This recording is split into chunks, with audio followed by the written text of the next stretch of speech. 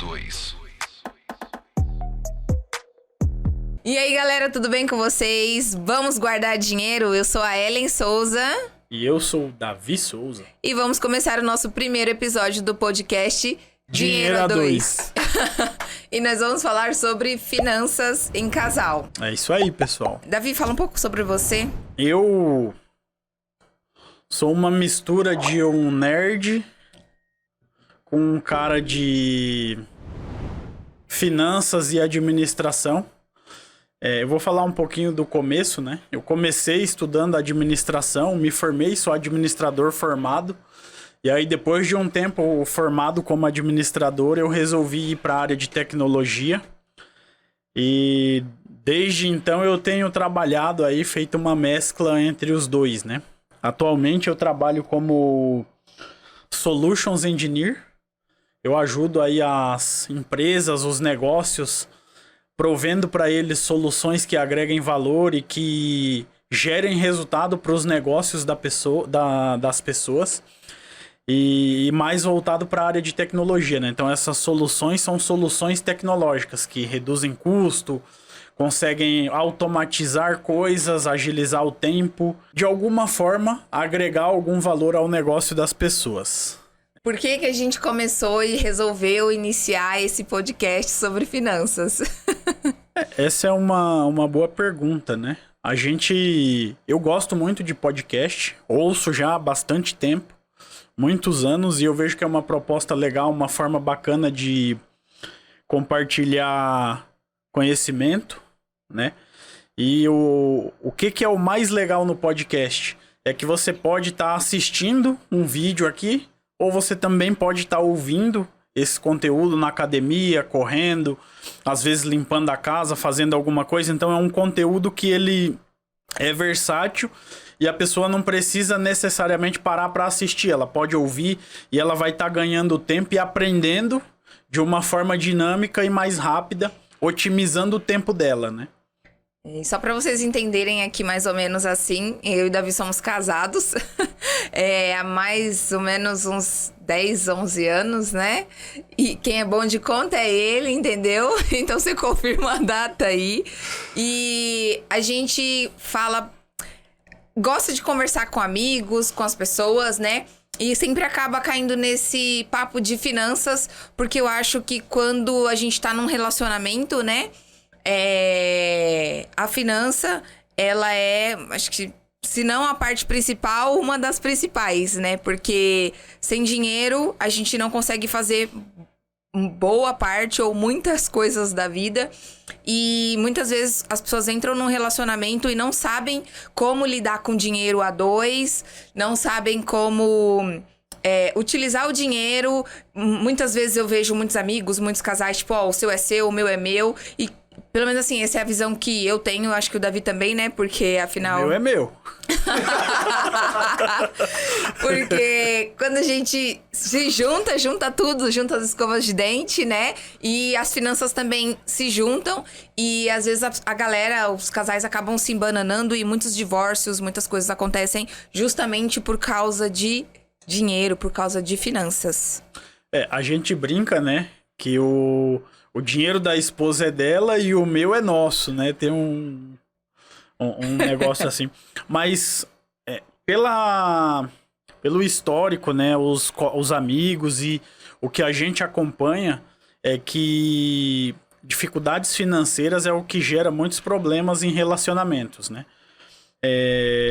Principalmente em casais, depois que casa mesmo, né? Que aí vai morar junto, aí começa a compartilhar as dívidas, né? Eu lembro que quando a gente namorava era legal. O que a gente precisava compartilhar era só quem vai pagar o cinema, ou a gente se dividia ali pra curtir, sair, e era fácil, né?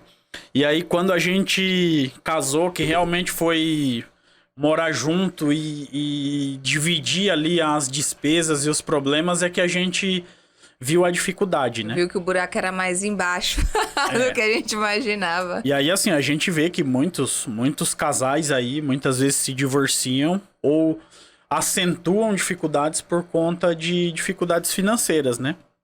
E o nosso objetivo aqui é trocar uma ideia, conversar em alguns momentos, ensinar alguma coisa, se possível, que a gente tem vivenciado, né? E para ver se a gente consegue trazer um pouco mais esse assunto de finanças em casais pra cá, pra gente poder conversar e interagir com vocês, né? O legal aqui dessa conversa é que ela não precisa terminar aqui. Tem uma área aí de comentários aqui, vocês podem comentar o que vocês acham, conversar, que aí a gente vai interagindo por ali. Aí vocês podem colocar perguntas, dúvidas, tipo, ai, como que vocês fazem tal coisa, como que vocês fazem tal coisa, porque afinal de contas a gente também já tem 10 anos, né, convivendo junto e trabalhando aí nessa parte de finanças, que nem eu falei, meu marido é muito bom com isso. E eu sou a pessoa gastona da família. Então, ele me ajudou a entender e a aprender muita coisa mesmo relacionada a finanças, a dinheiro. Porque, afinal de contas, né, quando a gente se junta, cada um vem com a sua porção ali, né, da sua família, da onde cresceu, da onde nasceu, como veio. E quando você junta aquilo ali, né, às vezes, pelo menos eu falo assim, pela nossa história, né, no primeiro ano foi bem difícil, a gente ganhou bastante coisa no casamento.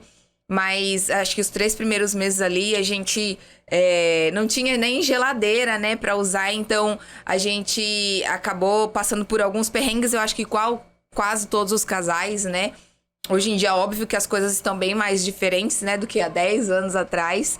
Mas todo casal vai ter sua dificuldade. Eu lembro que a gente juntou dinheiro, né, trabalhamos e juntamos dinheiro pra conseguir comprar a nossa primeira geladeira, né. E aí começou a nossa história. Que eu achei que também, assim, é bem bacana, né? Uma coisa que aí vem um aprendizado que eu tive. Eu tive algumas oportunidades na vida e uma delas é poder estudar na BYU, a Brigham Young University, que é uma universidade lá dos Estados Unidos.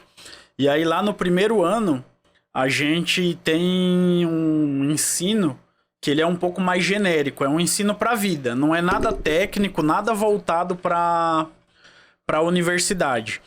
E uma das coisas que eu aprendi lá é a gente saber separar o que é um desejo do que é uma necessidade, né? Muitas vezes a gente não sabe fazer essa separação e aí isso vai levando a gente para um caminho ruim financeiramente falando, né? Porque o marketing aí das empresas hoje em dia, ele quer fazer tudo parecer uma necessidade, né? Não, eu preciso daquele iPhone, eu preciso daquela roupa, né? O marketing quer fazer com que a gente entenda que aquilo é uma necessidade. E muitas vezes não é, muitas vezes é um desejo apenas, né? E saber fazer essa separação foi algo bem importante na minha vida e que eu carrego isso até hoje, né? Aí vou dar um exemplo. Um carro, né? Muitas vezes as pessoas, o sonho de muita gente é poder comprar um carrão, né? Ter um carro ali pra... Enfim, pra poder passear e fazer as coisas, né? Eu entendo que um carro, até certo ponto, ele pode ser uma necessidade, principalmente a gente... Foi comprar carro quando a Maju tava para nascer, que é a nossa filha, né? Hoje ela tem 5 anos. Mas a gente foi comprar carro nessa época, porque a gente viu como uma necessidade. Mas qual a diferença do carro necessidade para o carro desejo? A gente comprou um carro simples. Buscamos um carro bom, porém simples. E de outra forma, pode ser que a pessoa poderia ter comprado um outro carro, sei lá, carrão, ter feito um financiamento, se apertado, feito uma dívida para comprar um carro. Aí já seria um desejo, tá atendendo um desejo, não uma necessidade. Então esse foi um dos aprendizados que a gente vem aplicando e vem trazendo e que eu vejo que tem sido um diferencial assim para a gente ter uma boa vida financeira falando, né? Desejo de ter um carrão, a gente teria, com certeza. Eu falo pra ela toda vez que vejo uma tracker dessas novas, um modelo novo, eu falo, ai, ó que carrão, porque eu gosto, né? Eu acho bonito. Verdade. Só que é um desejo. Hoje não é uma necessidade. O nosso carro que a gente possui atende a gente, nos leva nos lugares, a gente consegue fazer tudo que a gente precisa. Mas o desejo, com certeza, seria uma tracker. Talvez não é agora, num momento pra frente. futuro, quem sabe a gente vai chegar lá, né? É, uma coisa que eu lembro, assim, de quando a gente foi comprar o nosso primeiro carro. Na verdade, antes de ter um carro, quando a gente namorava, né? A gente começou a namorar bem cedo assim, né? A gente tava com, acho que 18, 19. Foi tudo muito rápido que aconteceu na nossa vida. Mas isso aí é uma história pra outro dia, que a gente pode também vir aqui contar, se vocês quiserem.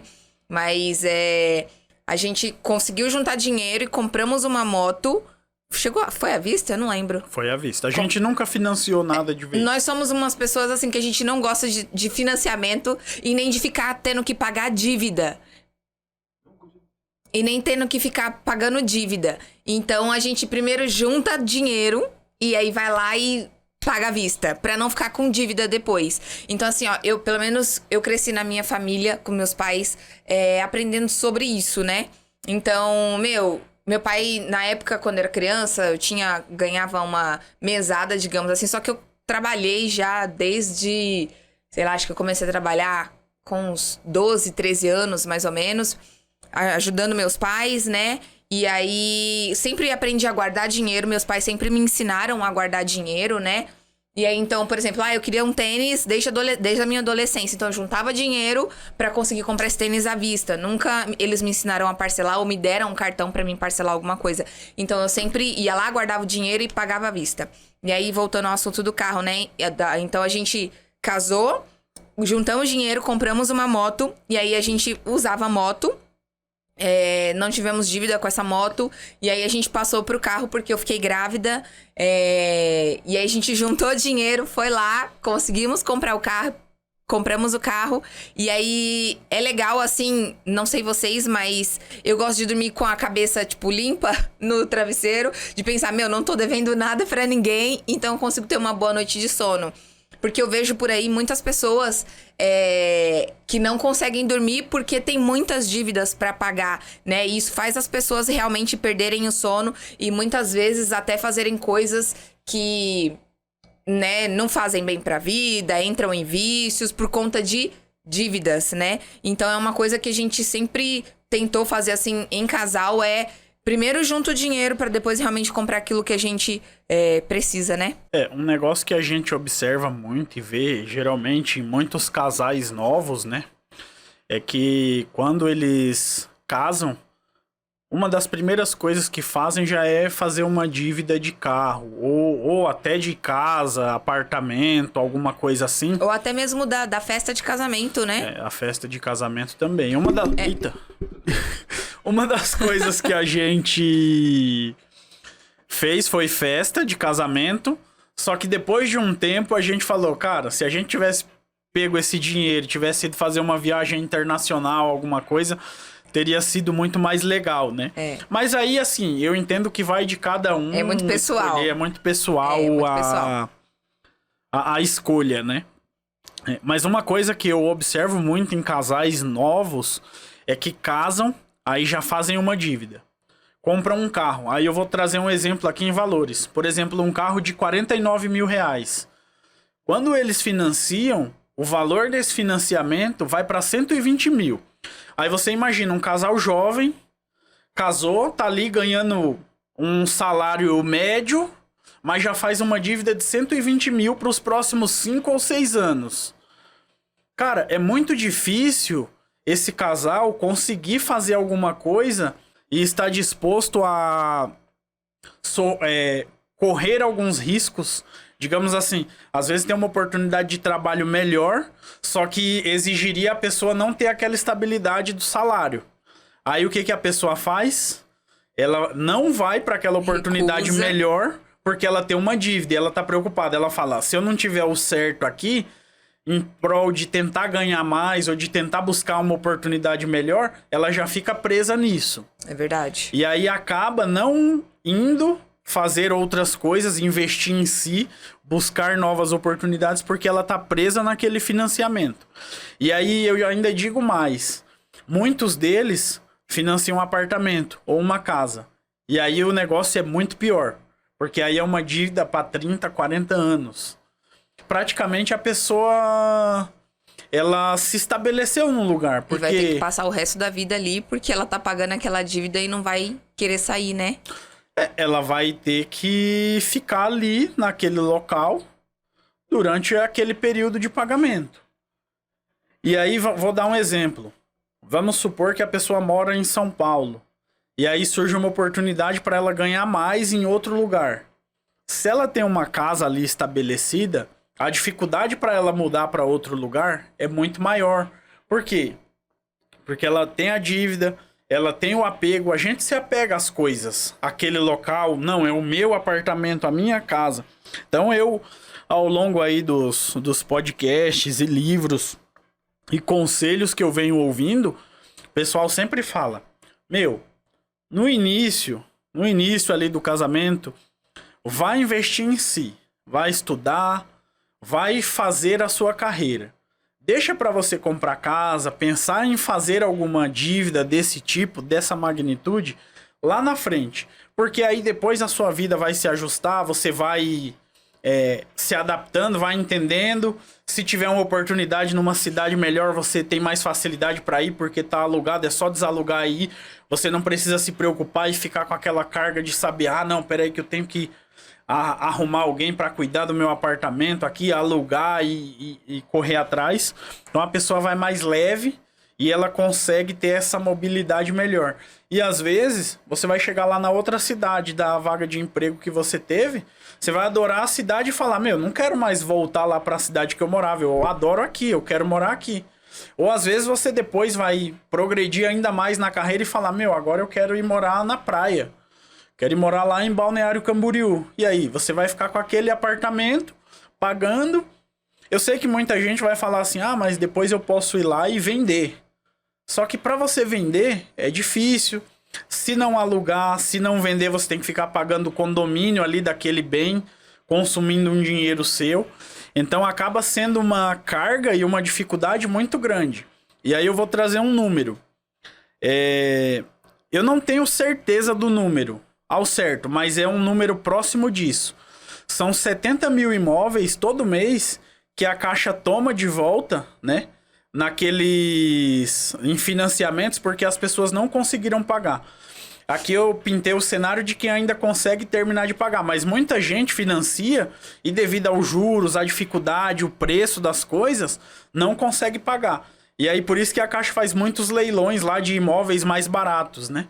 Que aí se a pessoa foca na carreira, se prepara, depois lá na frente você pode ser uma das pessoas que está comprando um imóvel de leilão, talvez pela metade ou menos da metade do preço. Por quê? Porque você investiu primeiro em você, se estruturou, se preparou financeiramente, para depois você ir fazer esses tipos de compras grandes, né? Que envolvem... A minha visão assim desse tipo de compra é que a gente tem que planejar bem, pensar para depois fazer, porque é algo que você não faz tantas vezes na sua vida assim, né? Então tem que ter tem que pensar bem e planejar para poder fazer. E como que a galera assim que tá casando agora pode se preparar, né? Fazer essa preparação aí financeira para depois pensar em comprar uma casa, um carro, algo mais caro que seja realmente tipo, de mais valor para ela? Eu não fiz isso lá no começo, tá? Eu adoraria ter começado antes, mas eu comecei tarde, digamos assim, né? Eu sei que eu também não tô tão velho assim, mas eu comecei tarde, mas comecei. E adoraria ter começado antes. É o hábito de poupar todos os meses. Esse hábito de poupar, e não só poupar, né? Deixar na poupança. Hoje no Brasil, a poupança tem, se eu não me engano, 800 bilhões de reais na poupança. Poupança é o pior não vou chamar de investimento porque não é. É o pior lugar que você poderia deixar o seu dinheiro. E mesmo assim a gente tem 800 bilhões de reais na poupança que fica lá rendendo quase zero. É um rendimento negativo porque a inflação corrói o valor que tá lá. Mas mesmo assim as pessoas deixam o dinheiro lá. Mas voltando aqui, né? Para não deixar o parênteses em aberto. Primeira coisa é o hábito de poupar todos os meses. Ah, Davi, mas eu conseguiria poupar 50 reais.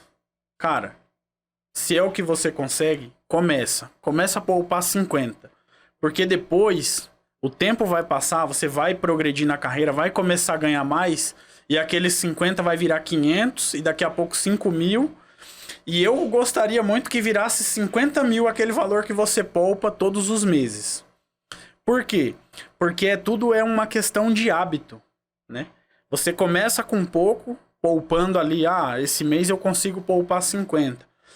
Daqui um ano, você vai ter um aumento de salário, vai começar a ganhar um pouco mais, aí você vai falar, opa, agora eu consigo poupar 1.000 todo mês. E vai poupando. E aí, depois que você criou esse hábito, ou ao longo de você formar esse hábito de ir poupando todos os meses, procura aprender um pouquinho sobre investimento. Não precisa ser muito. Pouquinho. Eu vou entender o que é um CDB, uma renda fixa, um tesouro direto. E aí você vai pegando o seu dinheirinho e poupando lá. Todos os meses. Pra mim, é assim.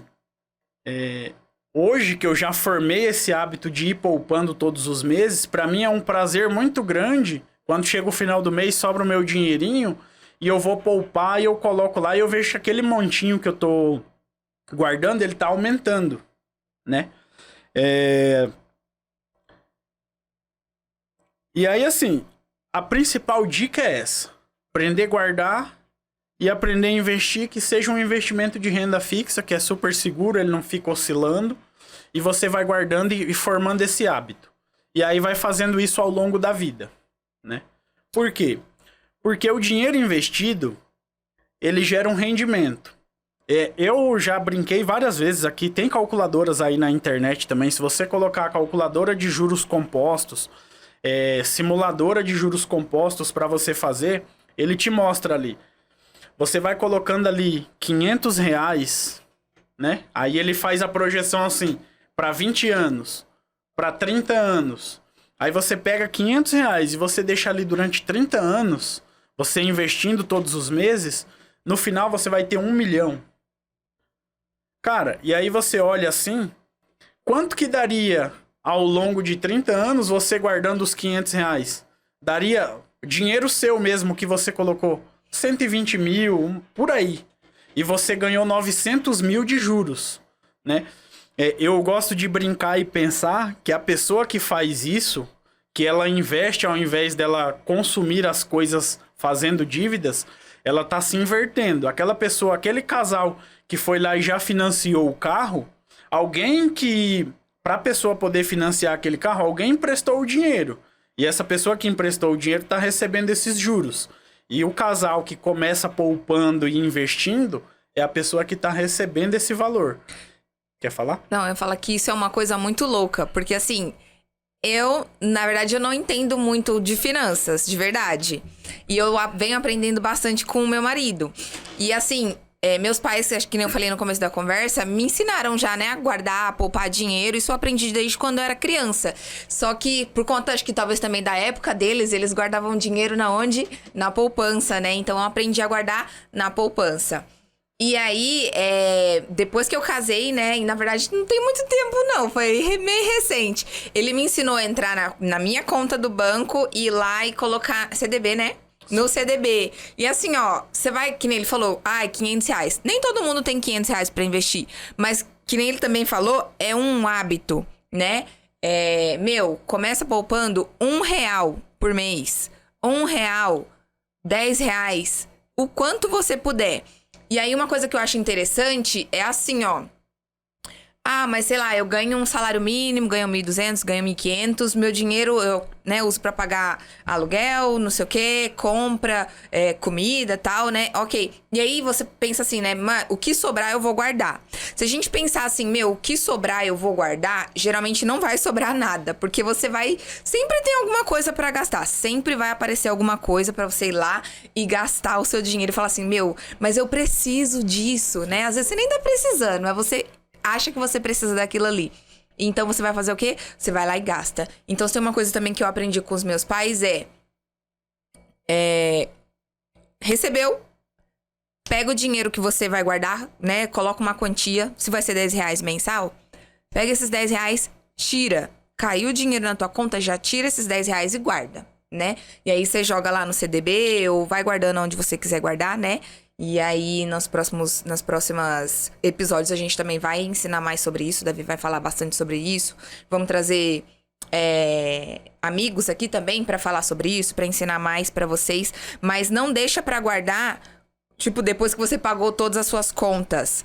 Recebeu, tira aquela porcentagem ali que você vai guardar e depois você paga o resto. Ah, mas não vai sobrar, vai ficar faltando R$10 pra pagar uma conta. Cara...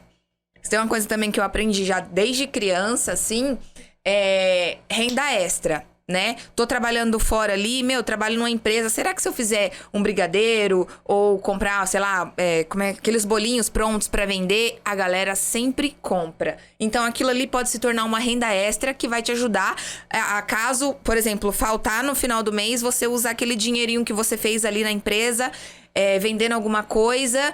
Pra cobrir isso, mas o dinheiro que é seu, você já guardou. Tipo isso, sabe? Então, eu acho isso um hábito bem legal. Ao invés de deixar pra você guardar depois, você tirar e guardar antes. O que você acabou de falar, muitos especialistas aí que escrevem livros de finanças, eles falam, né? Não é um só. É pelo menos uns 5 que eu já ouvi falando que eles falam assim. Pague a si mesmo primeiro. E é justamente isso. Se você sempre deixar para investir ou pagar a si mesmo no final, não vai sobrar dinheiro. Nunca sobra. Nunca sobra. Vai surgir alguma coisa, uma vai ficar conta. Doente, né? Que a gente vai ficar doente, a criança vai ter isso. Ou sempre vai ter alguma coisa. Faltou mistura no mês. Sempre. Imprevisto sempre vai ter, sempre vão ter. Então, por isso que é um hábito você primeiro tirar o dinheiro que você vai guardar. Porque é aquilo, né? Não é um gasto, é um investimento que você tá fazendo. E aí, depois que eu aprendi a ir lá no banco e guardar o dinheiro... quando você olha, você fala, caramba, já juntei tudo isso. Você começa a ficar feliz e, na verdade, você pensa, o próximo mês, ao invés de eu comprar XYZ, eu vou pegar esse dinheiro e vou guardar, porque eu tô vendo aquele montante ali crescendo. E, começa a virar uma satisfação, sabe? Se tornar gostoso guardar dinheiro ao invés de um sacrifício que, às vezes, pra maioria das pessoas é muito sacrifício, né? Pegar ali R$10 e separar e realmente não usar e não gastar aquilo. Existem várias coisas que podem acontecer na nossa vida. Uma oportunidade. Às vezes a pessoa poderia ter uma oportunidade de negócio ou de fazer alguma coisa. E se ela tem o dinheiro ali guardado, ela poderia explorar aquela oportunidade e fazer aquilo, né? Seja, de repente, abrir um negócio com alguém, fazer alguma coisa. E isso é interessante. E eu brinco, isso aí é uma filosofia minha, tá? Algo que eu tenho convicção e que eu penso. A gente tem uma lei que o pessoal chama de lei de Murphy. Que é assim, se eu não tenho e eu tô só com aquele dinheirinho contado ali e acontecer qualquer imprevisto, eu vou ter que gastar... A lei de Murphy diz assim, que aquele imprevisto vai acontecer. Agora eu vou dar um exemplo. Se eu tenho dinheiro sobrando ali, se acontecer, eu vou ter dinheiro para ir lá e cobrir aquela despesa, aquilo que acontecer? Não vai acontecer. E aí é onde eu sempre falo assim, que é o caso do seguro. Se você não tem seguro e tá com o carro andando ali com o maior cuidado para que nada aconteça, alguma coisa acontece. Agora, se você tem um seguro, não tá nem aí, tá andando lá, a lei de Murphy vai agir e não vai acontecer nada. Raramente vai acontecer alguma coisa. Talvez até pela nossa percepção também, se acontecer, você tá preparado. Então você não liga muito, né? Você fala assim, beleza, vida que segue, né? E aí o legal desse ponto aqui é que tem um estudo, eu vi no LinkedIn, tava mexendo lá, que fala que você ter uma reserva financeira, uma reserva de emergência, que é isso que a gente vem falando até aqui de ir poupando um pouquinho para fazer essa reserva de emergência, traz mais satisfação para a pessoa do que altos salários, do que conquistas financeiras, digamos assim, né? E aí, até pouco tempo atrás, eu não entendia isso. Depois que a gente começou e falou assim, opa, agora a gente vai ter nossa reserva de emergência, estamos... Não... como é que eu posso dizer? seguros de tudo, né? As coisas podem acontecer, existem riscos de viver, né? A vida, ela é desafiadora e acontecem coisas. Mas quando a gente deita a cabeça no travesseiro, porque tem nossa reserva de emergência, olha lá e fala assim, meu, se amanhã eu ficar desempregado, minha vida vai continuar aqui e vida que segue. Eu tenho uma reserva de emergência, eu consigo me virar. Se entrar uma pandemia, se acontecer qualquer coisa, quando você tem essa reserva de emergência, essa segurança, é muito gostoso. Eles falaram que a reserva de emergência é um item que traz felicidade. E não precisa ser muito. A reserva de emergência, ela é baseada para cada pessoa, é diferente. Mas ela traz muita satisfação e essa segurança de você saber que se acontecer alguma coisa, você tem como ir lá e resolver. E a sua vida vai continuar, né?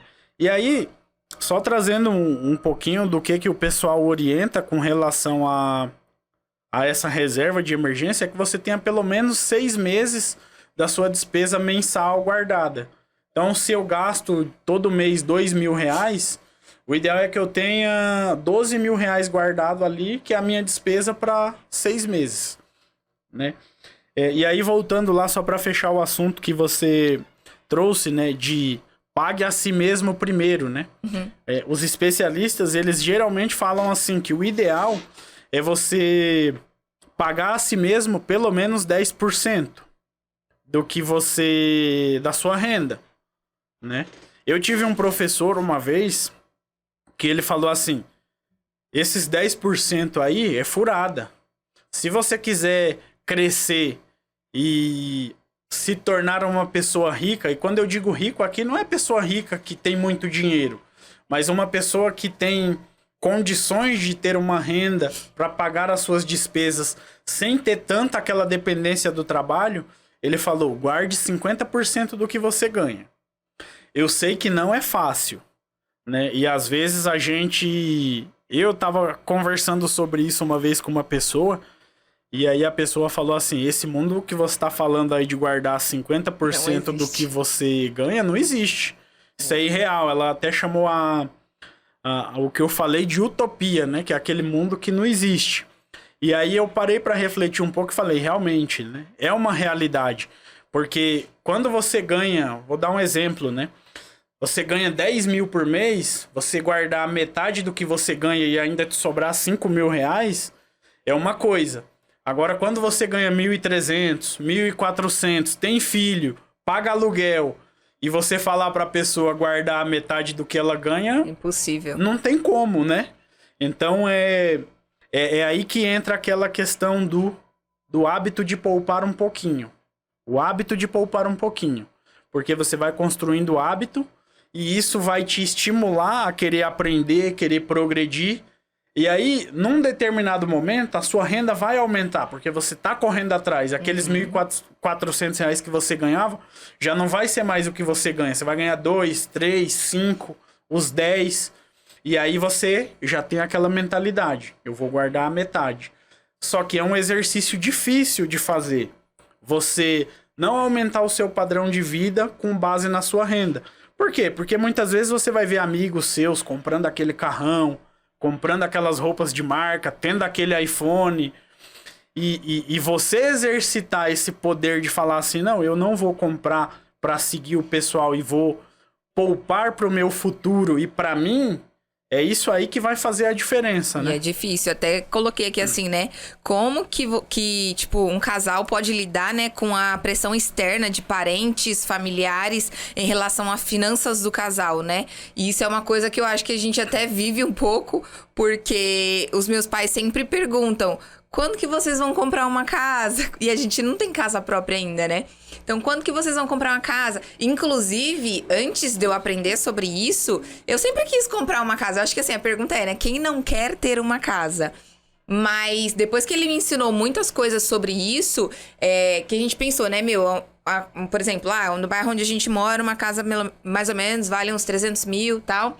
Mas se a gente pegar esse dinheiro e investir, ao invés de comprar uma casa, a quantidade desse dinheiro que ia render você ia poder, sei lá, daqui a alguns anos, comprar uma casa muito maior, muito melhor, porque ao invés de você ter gastado hoje, você guardou esse dinheiro, investiu, aprendeu a usar, né? Para que você tivesse algo melhor amanhã. Então, como lidar com essa parte externa, né? De familiares, de amigos, e que nem você falou. Pô, meus amigos têm, eu tô no mesmo emprego que eles, eu ganho a mesma coisa, o equiparado ali. Pô, fulano tem um carrão, chega na empresa com um carrão, e eu chego ali com o meu carro velhinho, com o meu fusquinha, né? E muitas vezes, uma vez eu até escutei Rodrigo Faro, né? Que é aquele famoso, falando sobre isso. Que ele trabalhava começou a trabalhar na TV e todo mundo trocando de carro, comprando casa. E ele chegava lá com um carrinho velhinho dele e a galera zoava muito ele por conta disso. E aí, até que chegou um momento da vida dele que ele começou a subir de cargo, ganhar mais e tal. E aí, ele apareceu, tipo, com um carrão, com uma casa que nenhum desses amigos ainda tinham. E falou, nossa, mas como que você conseguiu conquistar tudo isso? Assim, o pessoal achou que caiu do céu. Só que o que aconteceu foi, ele poupou lá no começo, andou com o carrinho velho dele, com os amigos zoando ele e tal. Só que ele não tava gastando, ele tava investindo o dinheiro dele pra ter algo melhor amanhã, né? Então, quando a gente fala de finanças, acho que em casal, é uma coisa também que há de se pensar, sabe? Meu, deixa o pessoal zoar, deixa o pessoal falar o que quiser. Que nem eu falei, né? A gente tem a pressão, às vezes, dos meus pais, dos meus familiares, perguntando: ah, mas você pode comprar uma casa, por que você não vai lá? Porque a gente não quer fazer dívida, porque a gente tá deixando de fazer esse gasto hoje, né? Pra talvez ter uma coisa melhor no futuro amanhã. Aí eu entendo. E vou dizer, a gente aqui não tá aqui pra dizer o que cada um tem que fazer. Eu gosto muito de dizer que cada um é livre pra fazer as suas escolhas. Tem pessoas que vai dizer assim, a minha casa é o meu sonho e eu quero viver pra fazer isso. E tá tudo bem, tá tudo certo. Aí vai em frente, conquista a sua casa, atinge o seu objetivo. Por quê? Porque é o seu sonho, né? Talvez não vai ser a melhor... como é que eu posso dizer? A melhor decisão financeira? Não, mas e daí? Né? Vá em busca do seu sonho. Essa questão de pressão, né? Talvez de familiares. Às vezes a gente vê, a pessoa comprou um carrão e aí tá com aquele carro e tem aquela coisa, né?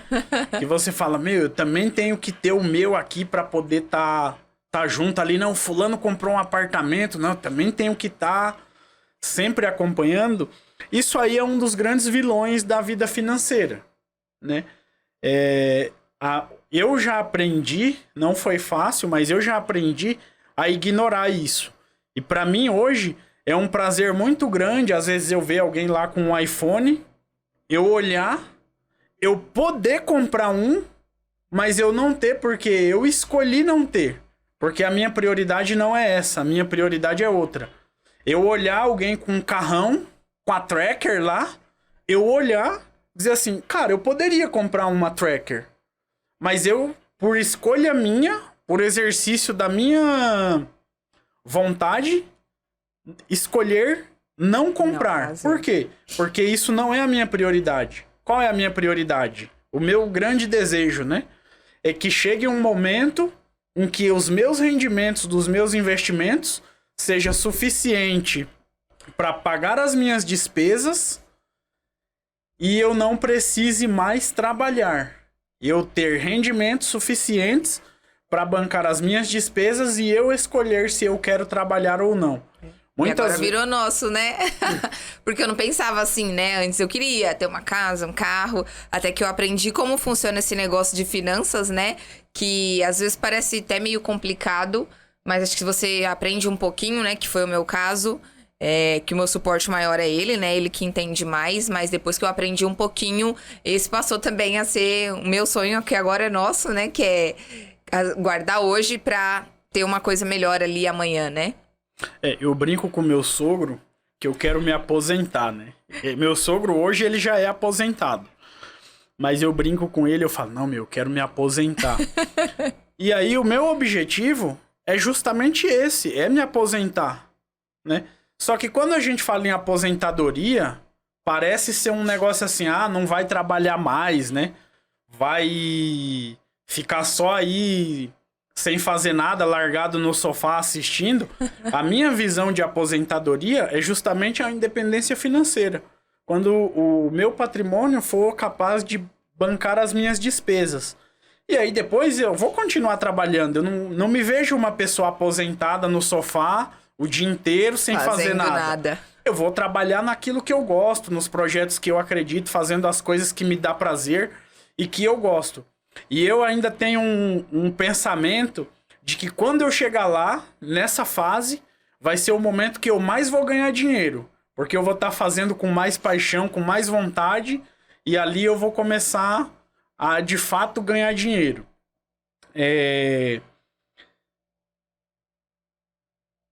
Então eu vejo que é mais ou menos nessa linha. É você ter o seu objetivo, ver o que você deseja e ver se isso também é o que você deseja. Às vezes você tá num trabalho que é o trabalho dos seus sonhos, que você gosta, que você quer passar a vida inteira até morrer fazendo esse trabalho. Então eu ficar falando aqui pra você trabalhar, poupar pra sair do emprego, seja ruim. Uma doideira, né? Porque pra você não faz sentido, mas pra mim faz. Então é dessa forma que eu lido com a pressão externa. Eu sempre tenho o meu objetivo lá na frente, eu tô olhando lá e pensando assim, cara, vai chegar o momento que eu vou ter minha independência financeira, vou poder não ter que trabalhar mais e vai estar tudo bem. Depois, lá na frente, eu vou comprar carro, eu vou pensar em escolher a casa onde eu vou morar, mas nesse momento eu tô construindo algo. E aí eu não posso me deixar levar pela moda, pelo que as outras pessoas estão fazendo. Pensar de você. Exatamente. Cada um pensa o que quiser, mas você tá trabalhando para o seu objetivo com foco naquilo que você quer pro seu amanhã, né? Exatamente. Muitas vezes o pessoal fala, você tem que fazer isso ou você tem que fazer aquilo, né? Comprar uma casa, comprar isso, comprar aquilo outro. E aí a gente vai exercitando esse poder da escolha. Hoje, para mim, é um prazer muito grande quando eu vejo algo que eu poderia comprar, mas eu sei que eu não tenho, porque eu escolhi não comprar, porque eu tô em busca de atingir o meu objetivo. E aí, assim, quais são, né, os benefícios de trabalhar em conjunto para chegar a um objetivo financeiro? Bom, tem vários, né? O principal aqui que eu vejo numa situação dessa, quando você trabalha em conjunto, a velocidade com que você chega no objetivo é maior. É mais rápida, né? Mais rápida. Então, eu vou dar um exemplo. Imagina aquela pessoa que ganha lá o salário mínimo, R$ 1.400. Se ela tiver em 2, já não vai ser 1.400. Já vai ser 2.800. Então, já dá para você se planejar melhor. E talvez os R$ 50 que você iria guardar já não vai ser 50. Já vai ser 100, 200, já vai ser um pouco a mais. Mas assim, desde que todos estejam trabalhando junto com o mesmo objetivo. Isso também envolve um pouco aquela questão de transparência financeira entre a família, entre o casal, né? O que você pensa sobre isso também? Não, eu entendo a questão de transparência, essa questão, eu entendo assim, se os dois estiverem remando para o mesmo objetivo, cada um pode ter as suas coisas que gosta. Você pode gastar dinheiro com algo que você gosta, eu posso gastar dinheiro com algo que eu gosto, mas o quanto eu vou poder contribuir para a nossa meta? Eu sei que é ruim e é até chato, né? Por exemplo, assim, se um só tá tentando remar para aquele caminho e guardando dinheiro, pensando em atingir o objetivo e o outro não. Porque aí, por exemplo, uma pessoa tá se privando de fazer as coisas que gosta ali no momento em prol de algo lá na frente e o outro tá só gastando e tipo assim, tô nem aí. Aí é ruim, porque vai desmotivar quem tá tentando fazer para progredir. Aí é algo que tem que ter uma conversa, um acordo pra coisa poder andar. Eu não sei se vocês já... Uma vez eu fui pra praia com a minha mãe e a gente andou num barquinho, né? E a gente nunca tinha andado num... Não é um barco que chama... Acho que é Banana Boat, uma coisa assim, que ele tem um remo. É um caiaque. Isso, um caiaque. A gente se enfiou lá dentro, eu e minha mãe... E as duas pro mesmo lado. Só que até então a gente ainda não tinha entendido como funcionava a coisa. O cara só falou assim: meu, rema. E aí ela tava com o remo de um lado, eu do outro. E daí eu remando pra um lado e ela remando pro outro. E o barco começou a fazer assim, ó, a girar. A gente começou a girar igual umas palhaças lá no meio da água. E aí depois o cara veio e falou assim: olha, vocês têm que fazer assim, ó. As duas vão colocar as pás pro mesmo lado. Rema um pouco do lado de cá, né? Faz uma contagem, sei lá. E depois vocês trocam e as duas remam pro outro lado. Então, acho que meio que a vida financeira é tipo isso, né? O casal tem que estar ali pensando junto, né? De remar pra um lado e depois remar pro outro. Uma coisa que eu aprendi também sobre essa questão de transparência, né? Muitas pessoas, às vezes, têm... Ah, vamos fazer uma conta em conjunto e jogar o dinheiro tudo lá e tal. A gente não tem isso, né? Essa conta conjunta... mas a gente também nunca acho que teve problema, tipo, de negar ou falar, olha, eu não ganho isso, ou não ganho... Mentir, né? Isso também não é uma coisa legal pra quem quer realmente conviver junto por muitos anos, né? Seja transparente com o seu parceiro, com sua parceira, com seu cônjuge. Porque isso faz diferença, né? No relacionamento e no relacionamento financeiro também. E eu aprendi assim, ó, que nem você acabou de falar, né? Quanto que você pode colaborar? Ah, eu vou dar X todo mês, eu vou dar Y todo mês. E aí, por exemplo, separa um valor, né? Pra você gastar com uma coisa que você quer e o outro também pra ele gastar com uma coisa que você quer, né? Porque aí você ainda assim vai ter, digamos, um pouco de prazer ali momentâneo, né? Que você quer comprar alguma coisa que você goste e ele também, mas ainda assim os dois vão estar ali juntos, guardando dinheiro, né? Pra que vocês atinjam o objetivo financeiro ali, né? Tá os dois remando pro mesmo lugar. Sim, isso é um aprendizado bacana, né? Que acaba sendo bem útil e bem vantajoso aí, porque acelera o processo, né? Em vez de um só, dois, vai guardando, vai guardar mais rápido, vai investir mais e, consequentemente, vai chegar no objetivo de forma mais rápida, né? E quando o casal tem, tipo... opiniões diferentes relacionadas a dinheiro e acaba, às vezes, sei lá, tendo muitos conflitos. Aí, meu amigo, cada um com seu problema. Cada um se vira com o seu problema.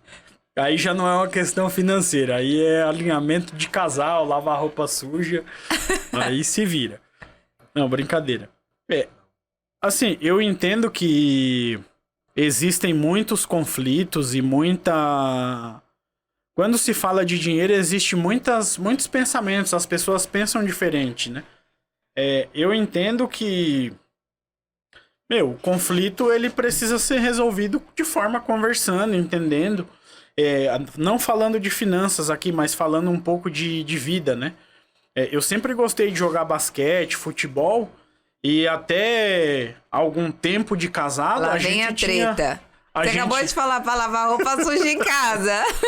A gente tinha muito conflito por conta disso. E aí depois, com o tempo, foi conversando, foi se entendendo. E se entendeu, né? Então, é um pouco disso. É ter um pouco de paciência e ir fazendo. O que eu faria, né? Por exemplo... Se eu quisesse progredir, investir, poupar e a minha esposa quisesse só gastar, eu não iria falar assim, já que você só quer gastar, então eu vou gastar também, porque a gente iria ir pro mesmo... O mesmo buraco, os dois juntos. No mesmo barco. Verdade. Eu iria tentar fazer diferente para ser um exemplo, né? E ir mostrando e tentando. E na verdade, meio que foi até o que aconteceu, né? Porque, que nem eu acabei de falar, eu aprendi na minha família, tipo, né? Compra uma casa e tal, né? Vai juntando dinheiro. E não é isso que a gente... Hoje em dia a gente não planeja mais isso, né? Mas foi o que eu aprendi lá. E antigamente meu pensamento era esse, né? Inclusive, às vezes a gente até...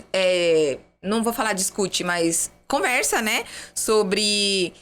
mas...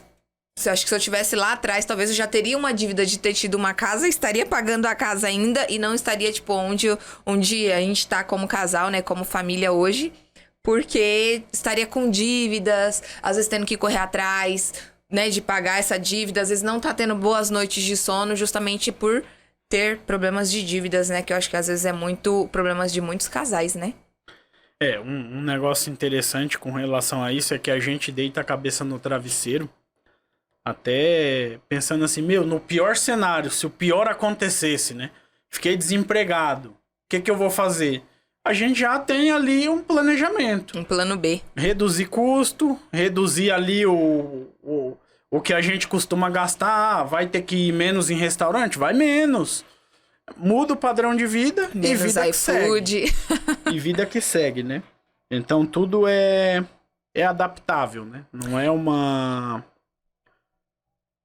como é que eu posso dizer assim? A gente acaba não ficando preso, talvez, e aí a gente sempre reflete, né? Falando assim, se a gente tivesse uma dívida de casa, ia ter que estar ali preso, preocupado o tempo todo, porque a dívida, pra quem tá devendo um mês, passa bem rapidinho. A conta chega todo mês, né? As dívidas aí, a conta chega todo mês, você tem que se virar pra pagar. Se você fica desempregado, meu amigo, como é que você faz, né? Aí que acho que começa muitas vezes as brigas em casa, né? Briga de casal, porque, você não arruma emprego logo, não sei o quê. Então eu acho que a saúde financeira da família é muito importante pra quem quer ter um relacionamento longo e duradouro, né? Isso foi uma coisa que eu aprendi quando eu fui casar, né? Eu recebi esse conselho de...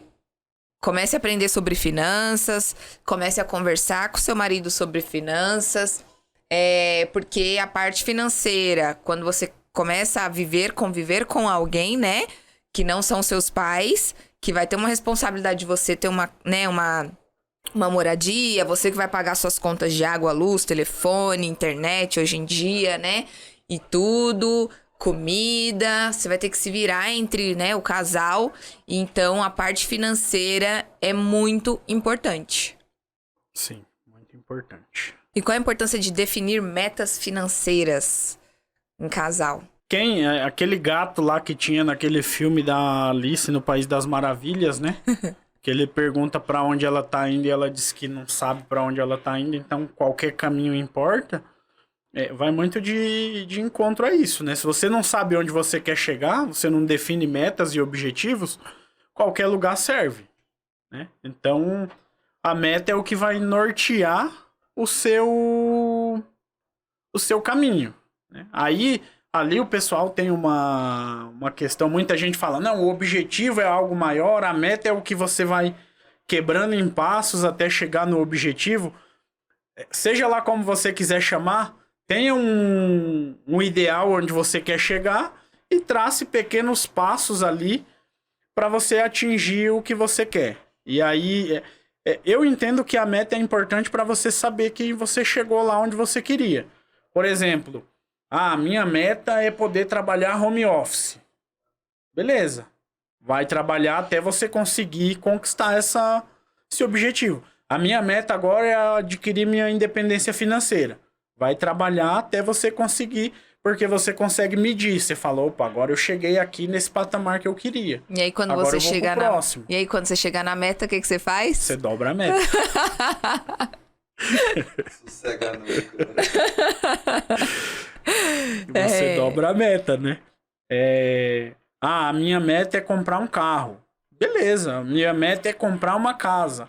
Eu entendo que vai muito vai ser o guia e eu gosto de dizer que isso é o que vai te dar motivação para você acordar de manhã e ir trabalhar e correr atrás, ficar até tarde estudando, né? Trabalhar num negócio que às vezes é difícil, vencer os desafios do trabalho e do estudo, de cansaço muitas vezes, abdicar de finais de semana, passeios, né? Para poder estar correndo atrás de fazer as coisas. Quais são os desafios mais comuns que os casais enfrentam ao administrar as finanças juntos? Talvez a falta de estudo, que faz com que a pessoa tenha um subemprego e ganhe uma renda pouca, uma renda menor. Isso pode ser um desafio, né? É verdade. E você falou lá no começo, né, de ao invés de, gastar com bobeiras ou carro, invista primeiro em você. E eu acho que isso é muito importante, né? Porque quando a gente começa a trabalhar lá na adolescência, você vai ter um subemprego, né? Vai, sei lá, ser caixa de mercado e tal. Até você começar a estudar, né? Pra você tá iniciando ali, ganhando R$ 1.000 e tal, aí você começa a estudar. Acabou a faculdade, o que acontece? Geralmente você começa a ganhar um pouquinho mais, né? Até você ir se especializando e realmente entender daquilo que você tá fazendo. E as pessoas começarem a valorizar o seu trabalho, né? E aí sim, você vai galgando e logo, né, você sobe e começa a ganhar realmente um salário melhor, né, pra sua família. Então, a falta de qualificação, de preparo pode ser um problema que vai gerar a baixa renda. Às vezes, um outro desafio que pode ter é um dos membros ali do casal ser mais gastão, né? Isso Verdade. também pode ser um desafio, porque... Eu acho que isso daí é um desafio bem comum, eu acho, hein? Né? Porque da mesma forma, é assim, é como se fosse uma torneira, né? O dinheiro entra, mas tem o ralo que tá indo embora, né? Então, poderia ganhar um valor alto, mas tá gastando também é ruim, né? Também é um problema. Quando os salários são muito diferentes. Quando... A gente já fez muitos cursos, né? Juntos. E uma vez a gente fez um curso com o Francisco Valim e ele falou um pouco sobre isso, né? Porque você conhecer alguém, né, que tá ali mais ou menos no seu nível, não tem estudo, a pessoa também não tem, ou tá, né, tem um interesse de querer estudar, fazer uma faculdade, de trabalhar, né? Quando você começa, é pra isso que serve o namoro. Né, para você conhecer a pessoa e falar, pô, quais são as suas metas, o que você pensa pra sua vida, né? E a pessoa fala, né? Eu não quero fazer uma faculdade, eu não quero... pra mim isso aqui tá bom, então aí você pensa, pô, mas não é isso que eu quero pra minha vida. Aí eu pergunto, será que compensa você entrar num relacionamento com aquela pessoa pra que seja duradouro? Se é a sua meta, né, casar, que nem a gente tá falando aqui, né, de dinheiro a dois... será que a sua meta é casar com uma pessoa que, tipo, pra ela aquilo ali tá bom? Ou, que nem o Francisco Valim falou na aula, né? Se você tem um objetivo de crescer financeiramente, de aprender, de subir, né, na vida, encontre um parceiro, né?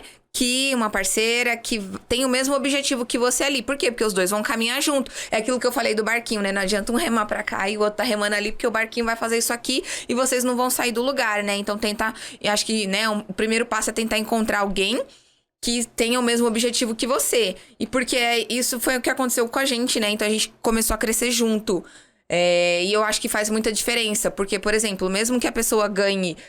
uma ganha 10, a outra ganha 3, você sabe que ela tá fazendo o máximo e tá se esforçando, sabe? Pra que ela também comece a ganhar mais. Ou, por exemplo, ela ganha 3, mas ela tá guardando pra gente chegar a alcançar essa meta financeira juntos, entendeu? Porque às vezes vocês também têm profissões muito diferentes, né? A maior de quem ganha mais. Isso, entendeu?